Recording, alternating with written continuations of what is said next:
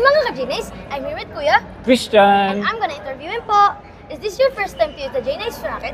Yes, first time ko gumamit ng J-Nice racket. Mga friend ko, in-invite ako rito para maglaro. Then I decide na use this J-Nice para at least alam ko na ibang brand pala na mas maganda rin pala kahit paano.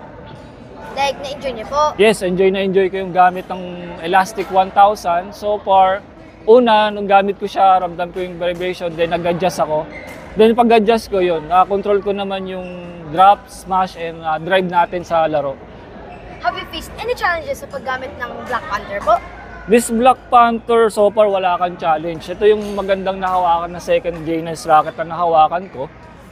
Heavy head siya, stiff, ang ganda ng smash, drive, control na control mo. Also your drop, kaya mong papuntahin ko sa nais gusto. What can you say about the racket in terms po sa weight, swing, and design?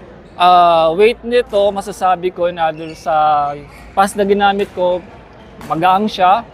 Then yung balance mo sa kamay mo, maganda. Hindi ka na nahirapan mag-adjust. So, lahat ng possibility na drive, smash, and drop mo, control mo siya. Excellent siya. Okay po, compared to your sa current racket brand nyo, does the J-Nice racket exceed your expectation? Yes, ito yung maganda para sa ngayon. Since yung mga ibang gamit ko. Then dito kasi sa ibang gamit ko, nag-adjust ako. Dito, first time ko magamit, hindi ako nag-adjust. Alam ko na agad yung drive, yung drop, kung saan talaga mapupunta. So, target na target mo, doon ang bagsak. Very nice to. Excellent. Will you recommend J-Nice racket to your fellow badminton players? Actually, i-recommend ko talaga to, lalo na sa mga tinuturuan kong mga estudyante na maganda to, na medyo affordable siya.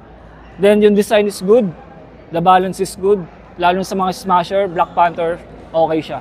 Lastly po, tutuon po tayo dito. Yes. What will you rate the J-Nice racket from 1 to 10, yung Black Panther po?